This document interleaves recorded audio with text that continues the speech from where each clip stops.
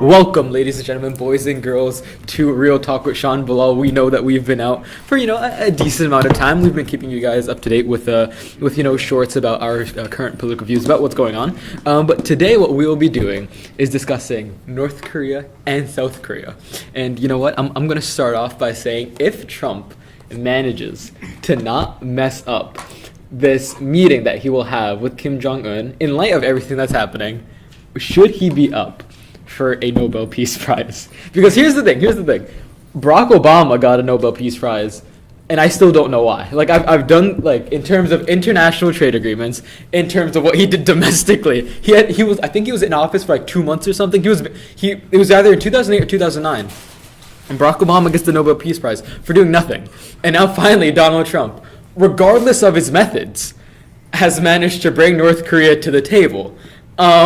Now, this isn't something that I would like to admit, lightly, but the fact that there was so much promise in the meeting between, President Moon and, Secretary Kim Jong-un, it makes me hopeful. Now, once again, this could just be posturing by both sides. This could just be Kim Jong-un trying to, reduce some of the intensity, reduce some of the tension that's going on. But I'm going to pass it off to Sean and ask him what he thinks. If Trump manages to pull this off, if he manages to get North Korea and South Korea to come to an agreement, whether it be a more open North Korea, a less militarized South Korea, whatever it might be, do you think Donald Trump should be up for a Nobel Peace Prize? Well, I don't think we should rush too quickly to judgment as of now, because these talks have happened very recently. I don't think that it's Trump's doing in its entirety. And as a conservative, I'm going to get a lot of backlash from my friends if I tell them this, but it's just the truth. This has happened fairly recently, so we can't rush to judgment as quickly. And the fact that Moon Jae-in, South Korea's president, yeah. The fact that he said Trump should be up for a Nobel Peace Prize, it's basically a tactic. It's basically ego stroking. No, I don't think he necessarily thinks that he should be up for a Nobel Peace Prize. He just doesn't want another tweet storm against South Korea that could potentially lead to chaos between North and South Korea. If there's chaos of any kind between the U.S. and South Korea, that might be kind of fueled through Twitter rants. Yeah, so just a really quick update. I just looked this up.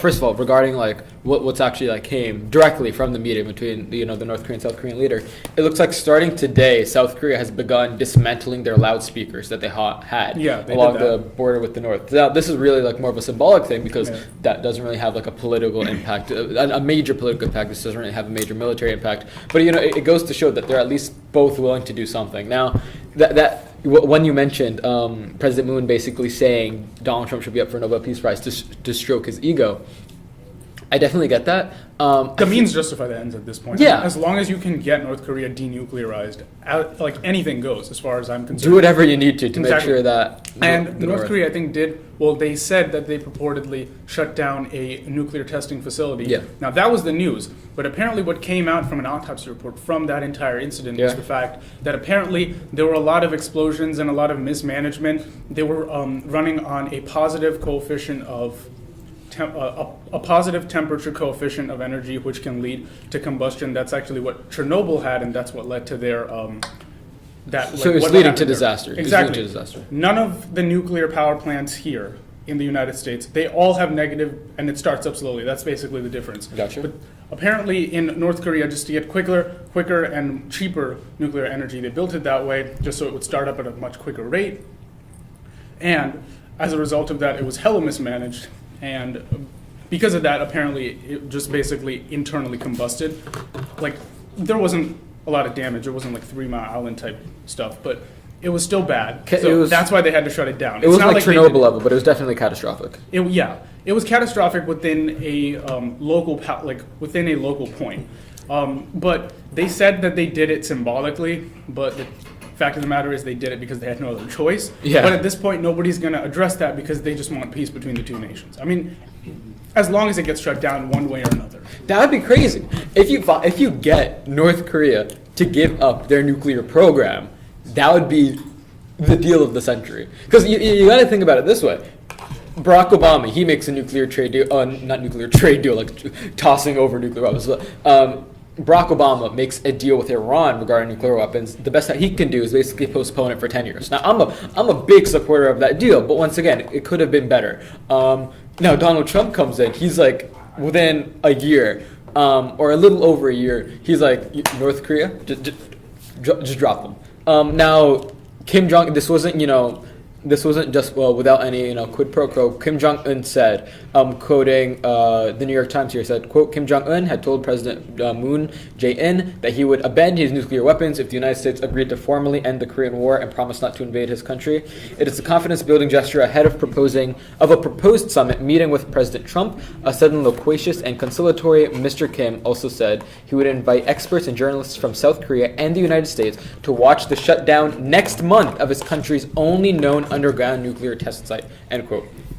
So, I mean, if Kim Jong-un is letting in not just, foreign experts, but foreign journalists as well, people that can actually record this going on, that's a major development. Because, North Korea is known for being the Homer Kingdom. The entire, if you want to use it like brand name of North Korea as being the cutoff country that it is. And now they're like, yo, just come in. Yeah, you do you. Just walk in and just record everything. And there's a reason for a lot of people on both the right and the left to be very reserved, to be very cautious about this entire unfolding of events, because it has happened in the past with other countries. I mean, the U.S. thought they had gotten extremely close to solving the Israel-Palestine conflict under Bill Clinton in the mid to late 90s with the agreement to give some Israeli land for a repatriation to the Palestinians in a deal with Yasser Arafat and Yitzhak Rabin. I think Yitzhak Rabin got promptly put in jail afterwards because he got indicted for treason because the deal ended so badly, and apparently Yasser Arafat used the repatriation money that he got from the United States and Israel in that agreement to launch a plethora of terrorist attacks through funding of Hamas and other terrorist groups, purportedly. I mean, now, we got really close, or we thought we got really close. The media was fawning over it back then. Nobody really considered what the long-term impact of that deal would be for both nations afterwards, and it just hasn't gotten any better. In fact, one can argue that it's gotten a lot worse. We can definitely say that the same thing might happen with North Korea, and that's what people are really wary about. I just don't want this to be the deal that blows up in Trump's face, right? Because with Bill, you mentioned there was something accords where Bill Clinton brought the two sides for Israel and Palestine, right? Yeah. When that happened, you at least had both sides. There had been some sort of establishment that had been building up to this, right? There had been negotiations by the State Department, by local, dignitaries that had been working towards this, and this was supposed to be the pinnacle of the deal. This was supposed to be the hands would be shaken, exactly. Pen would touch pen. I don't know. I'm trying to make this sound dramatic, but they would basically finalize the deal. Okay. Mm-hmm. Now, Donald Trump kind of just skipped around the entire State Department phase and went straight to the executive phase, where the head of each of the nations would meet up and just try and iron this out. Yeah. Now, I'm not sure how effective that is. This might be what we need instead of getting bureaucracy in the way. Instead of looking at all the fine details, you start broad stroke. You at least say, okay, this is everything people can agree on, and instead of using small details to support a large deal, you get the large deal that will help fill in the small details. Now, you mentioned Israel as well, and obviously we've been talking about Israel. And then Benjamin Netanyahu apparently revealed a huge archive of stolen Iranian nuclear plans. Now, that's not regarding, North Korea, but... Now, the thing that I find interesting about what he said, the kind of... all the documents that he unveiled, I think it was yesterday that he did this. Yeah. When he did that... There wasn't really hard evidence that was backed by the IAEA, which is the nuclear, the International Atomic Energy Agency. So basically, what he did was he did reveal them, but there was no cold hard evidence that there were breaches in the Iran deal on the part of Iran. In fact, I think in mid 2017, when Trump had riled up the Iranian executive council by basically saying that they have been breaching the Iran deal ever since it was forged with the Obama administration. And Hassan Rouhani, their current president, and who was also president back then, he said that we haven't been doing so. And the IAEA, the International Atomic Energy Agency, also backed them up, saying that all of their testing sites, all of their facilities have been up to date, have been up to standards with the Iran deal. they've had like 9, 10 examinations of Iran, and they haven't found anything. I feel like at this point you're kind of grasping at straws if you're trying to actually find flaws in the Iran deal. And obviously, like I said, it's far from perfect. There's something that you could do. There are things you could do better, right? Yeah. But to say that either side is not really living up to their part of the deal, I think it's kind of hard to say that. Now, the way I felt like the previous administration was trying to deal with North Korea was like an Iran deal 2.0. You kind of give them the same, benefits. You're not as strict on them in terms of sanctions, but then again, no one would still trade with North Korea. Yeah. Now, do you feel like this brand of Trump diplomacy, where he kind of just went in and like brute force, they kind of like pummeled them into submission to get North Korea to the table. Do you think that was effective, or do you think it was panic around Trump? So, I think it was panic, and you hit the nail right on the head when you said that. I think this harkens back to like this fable that I read that it's a lot easier for you to do something through like not force, but to do something through convincing, like the sun being so hot that would force you to take off your jacket rather than the wind blowing it off that would make you want to keep it on. Yeah. So I think this is what's happening with the entire North Korea-South Korea agreement, the truce with the United States. The fact that the U.S. has been so adamant on North Korean denuclearization left the option open for Kim Jong-il and Kim Jong-un, both of them, to believe that a Saddam Hussein-like invasion of their land could take place by the United States and allied forces. And the fact that now Trump he's been very vitriolic in his sentiments towards North Korea, and the fact that he said that invasion, I don't think war, but a larger military presence in at least South Korea and even the southern border of China is something he's not ruling out, that you can interpret that as strong force, but I interpret that as the North Korean administration feeling that this is not someone who is as stable as, say, Barack Obama was. Yeah, because you look at like the type of government that Donald Trump's running. I have no idea how North Korea would have felt comfortable, having a meeting with Donald Trump, unless they were like shit scared, because there was some sort of understanding that kind of always existed between the United States and North Korea, right? Like they knew that we wouldn't just invade them because we didn't want to have another Iraq. Yeah. But then you have Donald Trump pull through. And he kind of says, screw all the norms. We're just going to go all in.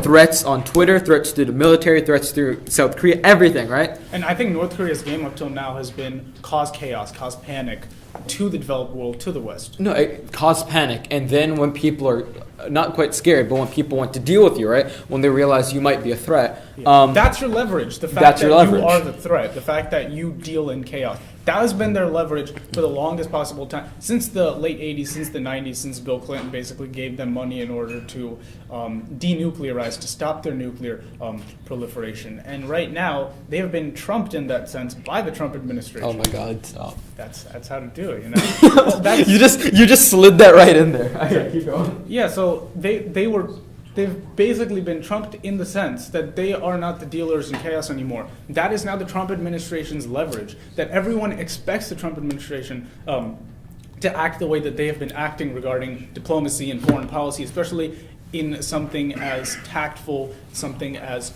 strategically planned, something as important and extremely unstable condition that you have between North and South Korea right now. Now that you have the Trump administration, everyone was really worried, but the upper hand has to go to Trump for taking such a different step in trying to engage in this. Well, let's take this in a different direction. So using, as you say, how like Trump basically leveraged North Korea, right? How he turned the idea of chaos against them, right? Yeah. Let's look at this. Like if you want to do the Iran deal, so like Donald Trump, he's super against the Iran deal. He said over and over again that it was a terrible deal.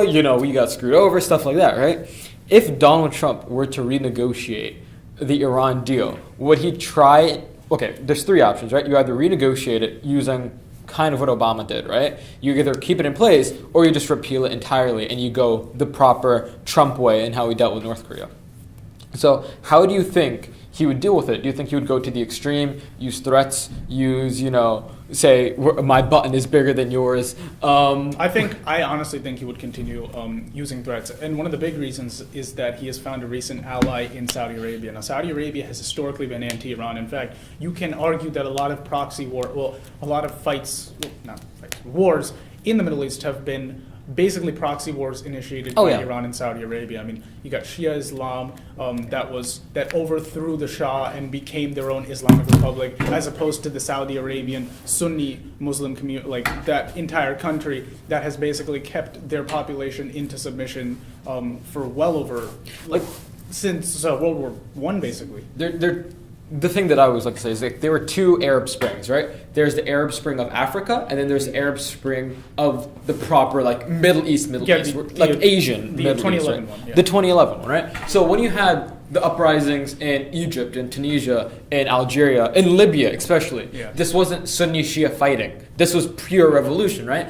What happened in the Middle East, proper Middle East, I'm talking about the Iraqs, the Syrians, all these different countries, Yemen, for example. It was basically Iran supported one side, Saudi Arabia supported the other side. Yeah. Now, that's been true for everything. That's been true for Syria. That's been true in Lebanon, Yemen, especially with the Houthis being supported by the Iranian government. Now the state of Rojava is getting brought into this, which is basically the Kurdish states combined. Yeah. But do you think Saudi Arabia would want to be involved in that vitriolic or that aggressive of a deal with Iran? Because once again, if the United States, or if there was to be a war with Iran, Saudi Arabia would kind of have to be at the front lines. They would be thinking, we have to supply transportation. We would be based as a major operation.